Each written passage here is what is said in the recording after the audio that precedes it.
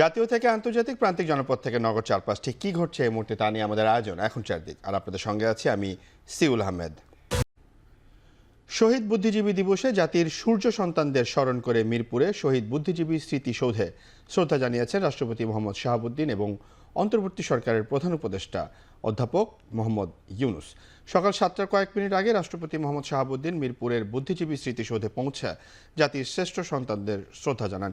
শ্রদ্ধা জানানোর পর তিনি কিছুক্ষণ নীরবে দাঁড়িয়ে থাকেন। এরপর তিনি অন্তর্বর্তী সরকারের বিভিন্ন মন্ত্রণালয়ের উপদেষ্টাদের সাথে কুশল বিনিময় করেন এবং সেখানে থাকা স্মৃতি বইয়ে স্বাক্ষর করেন। এর কিছুক্ষণ পরে শ্রদ্ধা জানান অন্তর্বর্তী সরকারের প্রধান উপদেষ্টা অধ্যাপক ডক্টর মোহাম্মদ ইউনুস। শ্রদ্ধা জানানোর পর তিনিও সেখানে কিছুক্ষণ নীরবে দাঁড়িয়ে থাকেন। এরপর সেখান থেকে উপদেষ্টা পরিষদ ও রাজনৈতিক দলের নেতাদের সাথে কুশল বিনিময় করেন তিনি।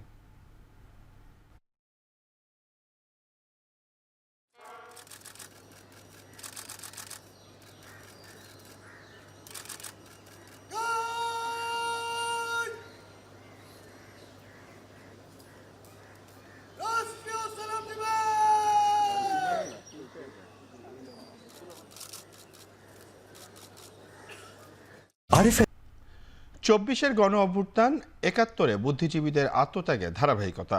দেশ গড়ার দ্বিতীয় যে সুযোগ এসেছে তা হাতছাড়া হতে দেওয়া যাবে না বলে মন্তব্য করেছেন আইন উপদেষ্টা আসিফ নজরুল। আর প্রধান উপদেষ্টার প্রেস সচিব বলেন, শহীদ বুদ্ধিজীবীদের আদর্শ ও দেশ গড়ার স্বপ্ন ধারণ করে অন্তর্বর্তী সরকার। সকালে মিরপুরের শহীদ বুদ্ধিজীবী স্মৃতিসৌধে শ্রদ্ধা জানানোর পর এসব কথা বলেন তারা। শহীদ বুদ্ধিজীবীদের যে আইডিয়ালস, তাদের যে লড়াই, সেটাকে আমরা ধারণ করি।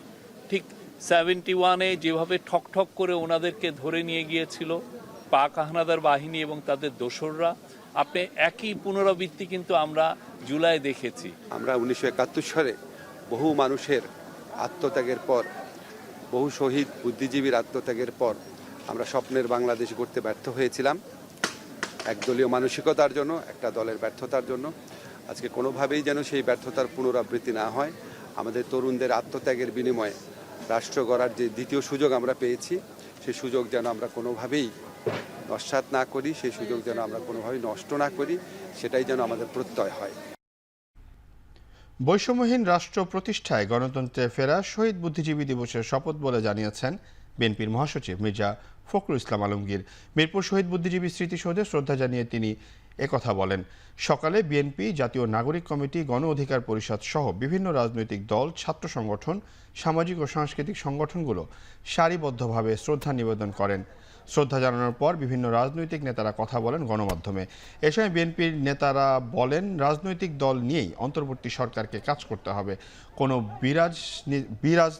রাজনীতিক বাংলাদেশের হতে দেওয়া হবে না। বিএনপি নেতারা নির্বাচনের রোডম্যাপেরও তাগিদ দেন। নাগরিক কমিটির সদস্য সচিব আক্তার হোসেন বলেন, গেল 15 বছরে যেসব বুদ্ধিজীবী ফ্যাসিবাদকে সহযোগিতা করেছে তাদের প্রত্যাখ্যান করা হবে।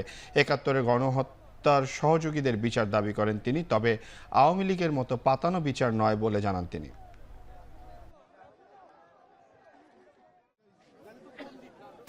এত বিরাট আত্মত্যাগের মধ্য দিয়ে আবার বাংলাদেশের মানুষ ঐক্যবদ্ধ হয়েছেন, যাতে এই দেশে আবারও ওই 71-এর যে অঙ্গীকার, যে প্রতিশ্রুতি, একটা সাম্য, মানবিক মর্যাদার, সামাজিক ন্যায় বিচার প্রতিষ্ঠা হবে, যেটা এক কথায় আমাদের ছাত্র তরুণরা এসছেন, বৈষম্যহীন বাংলাদেশ। প্রত্যেকটা সময়ে প্রত্যেকটা হত্যাযোগ্য সবগুলোই করা হয় যারা প্রতিবাদী হয়ে ওঠেন তাদের বিরুদ্ধেই।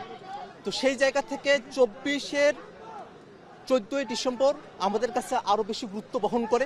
উপদেষ্টার যে বক্তব্যটা, আমি বলেছি যে এইটা একটা বিরাজনীতিকরণের একটা আভাস তৈরি করে, যে অন্তর্বর্তীকালীন সরকারের প্রতি সমস্ত গণতান্ত্রিক রাজনৈতিক দল সমর্থন দিয়েছে।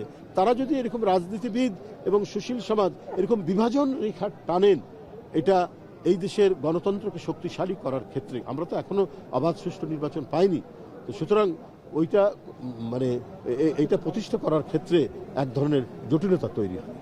আমরা ইতিমধ্যেই আমাদের অন্তর্বর্তীকালীন সরকার প্রতিষ্ঠা হয়েছে, আমরা সহযোগিতা করছি। আমরা আশা করি জনগণের ইচ্ছা অনুযায়ী একটি নির্বাচনের ব্যবস্থা হবে, অবাধ সুষ্ঠু নিরপেক্ষ নির্বাচন। নির্বাচনের মধ্য দিয়ে জনগণ তাদের প্রতিনিধি নির্বাচন করার সুযোগ পাবেন। কবি হেলাল হাফিজের প্রথম জানাজা অনুষ্ঠিত হয়েছে বাংলা একাডেমিতে। প্রিয় কবিকে শেষবারের মতো দেখতে বাংলা একাডেমিতে ভিড় করেন তার ভক্ত, অনুরাগী ও বিশিষ্টজনরা। শনিবার সকাল 11টার পর প্রথম জানাজা অনুষ্ঠিত হয়। কবিকে শেষ বিদায় জানাতে এসে তার ভক্ত অনুরাগীরা আবেগ আপ্লুত হয়ে পড়েন। কবির জানাজায় উপস্থিত হয়ে সংস্কৃতি উপদেষ্টা বলেন, কবি হেলাল হাফিজের সৃষ্টি বাঁচিয়ে রাখার উদ্যোগ নেওয়া হবে।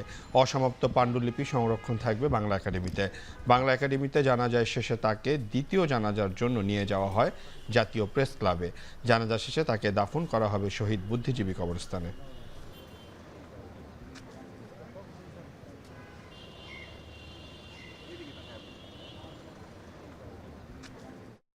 তারুণ্য এবং যৌবনের গান বললেই হেলাল হাফিজের কথা মনে পড়ে।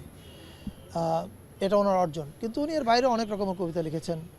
একাকিত্বের কবিতা লিখেছেন, প্রেমের কবিতা লিখেছেন, এবং এ বিষয়ে কোনো সন্দেহ নাই যে বাংলাদেশের সংস্কৃতি জগৎ ওনাকে ওনার শূন্যতা বোধ করবে, এবং ওনার অবস্থানটা কিন্তু বাংলাদেশের সংস্কৃতি জগতে ওনার ওই এক বইতেই উনি চিরস্থায়ী করে গেছেন। দুর্ভাগ্য এই যে আমরা ওনাকে, আমি যতদূর জানতে পেরেছি উনি 21 পদক, স্বাধীনতা পদক এগুলো কিছুই পাননি। আমাদের সংস্কৃতি মন্ত্রণালয়ের এই বিষয়ে যা যা করার আছে আমরা নিশ্চিতভাবে সেটা করব। গ্যাসের সংকট কেটে গেলে ইউরিয়া সারের ঘাটতি থাকবে না বলে জানিয়েছেন শিল্প উপদেষ্টা আদিলুর রহমান খান। শনিবার দুপুরে নরসিংদীর ঘোড়াশাল পলাশ ইউরিয়া সার কারখানা পরিদর্শন শেষে সাংবাদিকদের একথা জানান তিনি। গ্যাস সংকটের কারণে দেশে সার উৎপাদন ব্যাহত হচ্ছে জানিয়ে শিল্প উপদেষ্টা বলেন, ঘাটতি মেটাতে ভোলা থেকে গ্যাস উত্তোলনের চেষ্টা চলছে। গেল 15 বছরে গ্যাসের উৎপাদন বাড়ানোর উদ্যোগ নেওয়া হয়নি। গ্যাস অনুসন্ধানে সফলতা থাকার পরও বাপেক্সকে বসিয়ে রাখা হয়েছে। বিগত সরকারের আমলে প্রতিটি সেক্টরে হওয়া দুর্নীতি নিরসনের চেষ্টা চলছে বলেও জানান তিনি।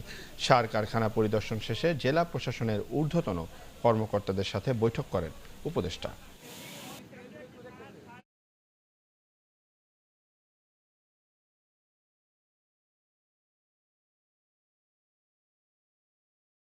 আমরা তো গ্যাস সংকটের মধ্যেই আছি, কারণ গ্যাস তো গত 15.5 বছর নতুন করে খনন করা হয়ই নাই।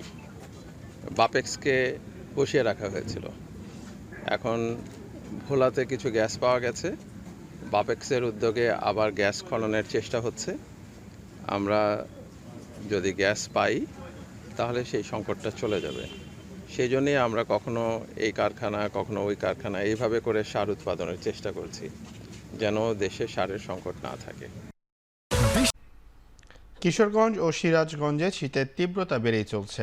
আজ কিশোরগঞ্জে সর্বনিম্ন তাপমাত্রা রেকর্ড করা হয়েছে 14.02 ডিগ্রি সেলসিয়াস ও সিরাজগঞ্জে 11 ডিগ্রি সেলসিয়াস। সামনের দিনগুলোতে শীতের তীব্রতা আরও বাড়তে পারে বলে জানিয়েছেন আবহাওয়া অফিস। কুয়াশা ও ঠান্ডা বাতাসে সবচেয়ে বেশি ভোগান্তিতে পড়েছেন ছিন্নমূল ও নিম্ন আয়ের মানুষ। ঠান্ডার কারণে কাজ কমেছে, সাথে কমেছে আয়ও। অন্যদিকে বেড়েছে শীতজনিত রোগ। শ্রমিকদের অভিযোগ, ঠান্ডার কারণে কাজ করতে না পারায় ঠিকমতো মজুরি পাচ্ছেন না তারা। এদিকে সিরাজগঞ্জে বেড়েছে শীত বস্ত্রের বেচাকেনা। ফুটপাত ও হকার্স মার্কেটে মধ্যবিত্ত ও নিম্ন আয়ের মানুষের ভিড় সবচেয়ে বেশি। বেচাকেনা ভালো হওয়ায় সন্তোষ জানিয়েছেন বিক্রেতারা।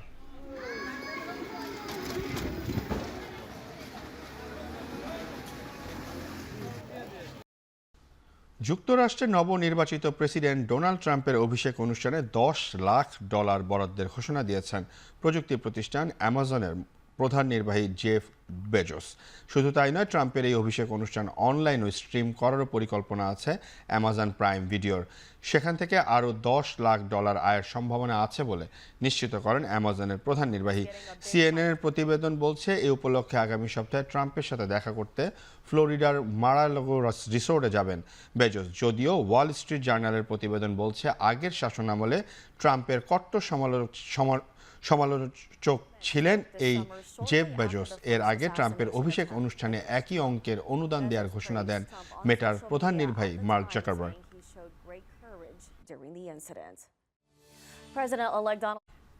শেষ করছি এখন চারদিক। এখন টেলিভিশনের ওয়েবসাইট দেখতে ভিজিট করুন www.এখন.tv। এখন টেলিভিশনের ফেসবুক দেখতে ভিজিট করুন facebook.com/tv.এখন, এবং এখন টেলিভিশনের ইউটিউব দেখতে ভিজিট করুন youtube.com/c/এখন tv।